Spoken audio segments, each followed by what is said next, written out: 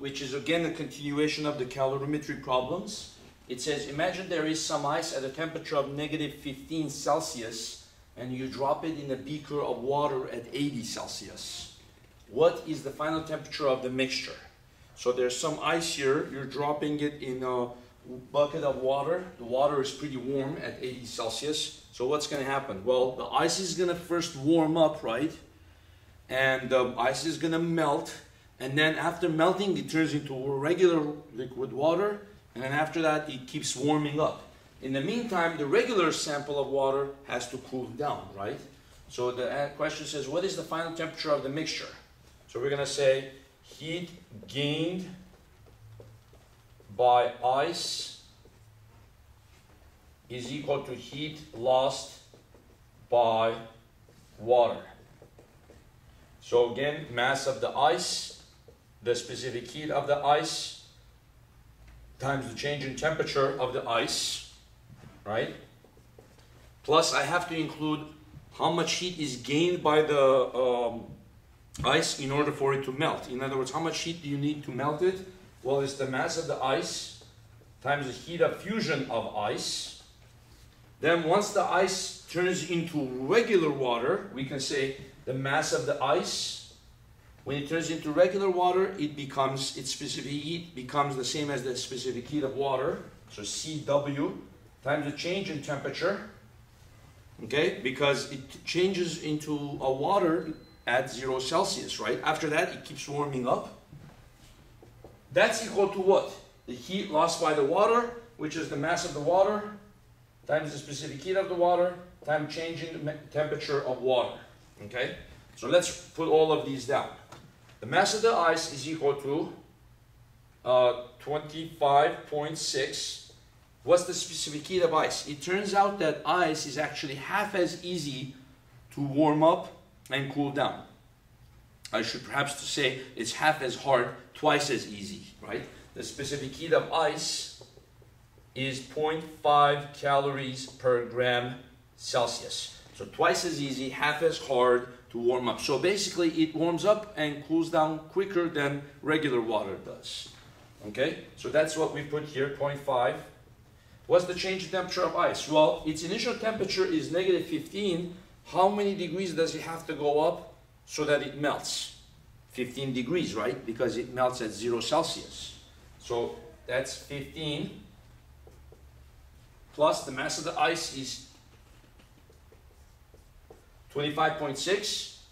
What's the heat of fusion of ice? Well, that's how many calories of heat are required to melt 1 gram of ice. That's 79.7.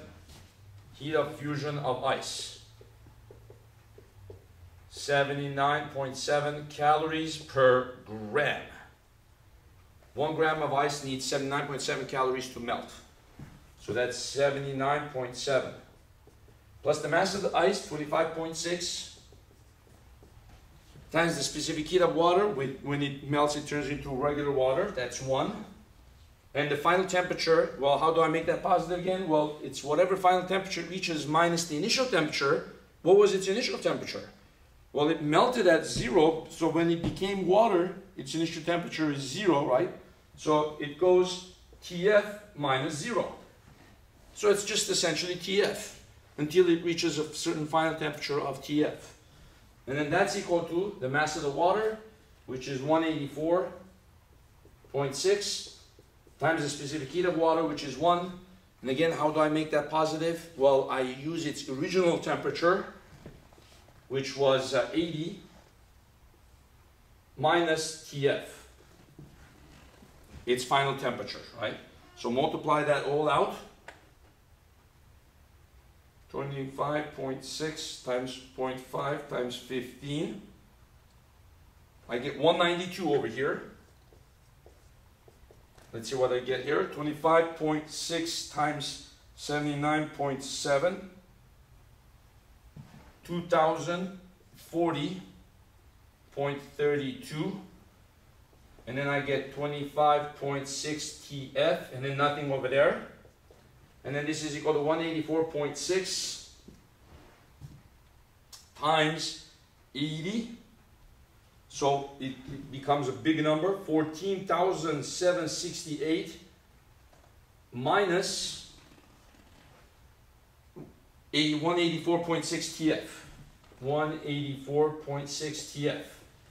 Okay? You could take all of these things, take it to the other side, bring this to this side, so it becomes what?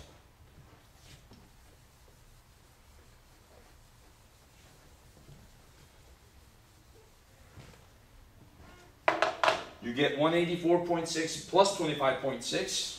184.6 plus 25.6.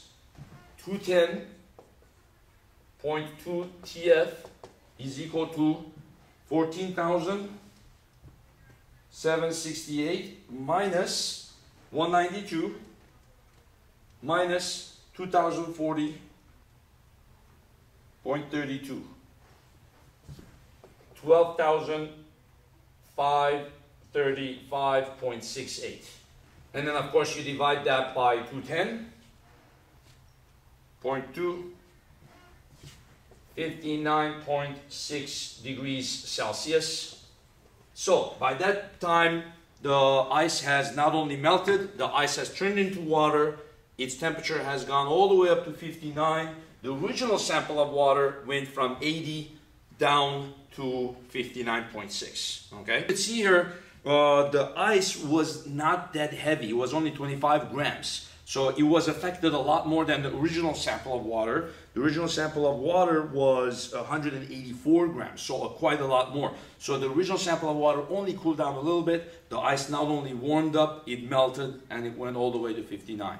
So this is another good example of a calorimetry problem. Thank you.